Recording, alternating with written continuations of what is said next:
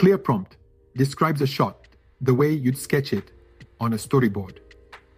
You name what the viewer should see, where the camera sits, what moves, and how the scene feels. Do that well, and the model has something solid to follow, instead of guessing. Start with the basic unit of meaning, one shot. In every shot, you want to lock three things: one subject, one action, and one camera idea. Everything else, lighting, color palette, and lens feel, supports those three choices. Here's what makes up a solid shot description. First, the style anchor. This is the overall look. For example, 1990s documentary, analog film, or stop motion. It defines the visual language without writing an essay. Next, framing and composition. Is it a wide shot, a medium, or a close-up?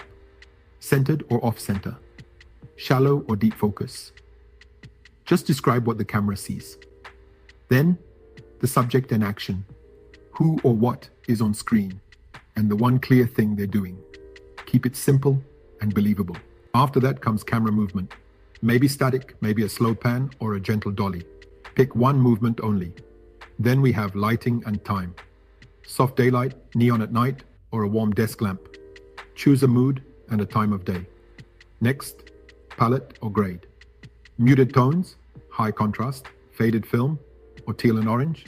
A single phrase will do. If needed, add dialogue or voiceover. Include the line if it's essential. And finally, add one or two constraints. Short notes like avoid harsh backlight or no modern furniture. This keeps the model from making random choices. Short prompts leave more room for creativity. You'll see bolder and more surprising results. Longer prompts give you more control, but the model may still improvise on things you didn't define. So decide how much freedom you want for each shot. Let's test this idea with a short prompt. In a 90s documentary-style interview, an old Swedish man sits in a study and says, "I still remember when I was young." Why does this work? The style anchor defines lens, lighting, and tone. The subject and setting are clear, but not overspecified. The dialogue makes the moment explicit. You'll likely get an interview look that fits the brief, but still with open details, like time of day, camera angle, and wardrobe. If those matter, you can always add them. Now, here's a longer version using the full anatomy. 1990s documentary style.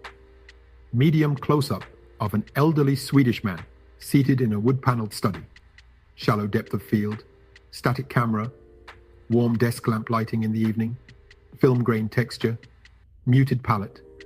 He says, "I still remember when I was young." I still remember when I was young. It feels like yesterday, and yet like another lifetime. Avoid harsh backlight and avoid modern furniture. This version creates more consistency. Framing, lighting, and palette are all pinned down. The camera is fixed, and the constraints prevent typical errors. It still won't guarantee a perfect match, but it narrows the model's imagination to your vision. Now, about sequences.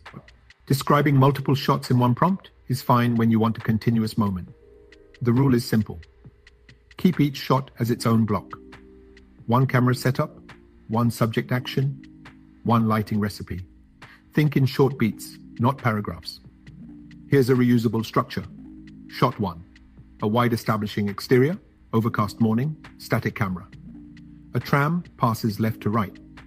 Muted palette. Shot 2, interior medium shot. Warm tungsten light, slow push in. The man opens a letter. Shot 3, close-up of his hands, shallow depth, static camera. The letter shakes slightly. Each block is a creative unit you can later stitch together or let the model play as a sequence.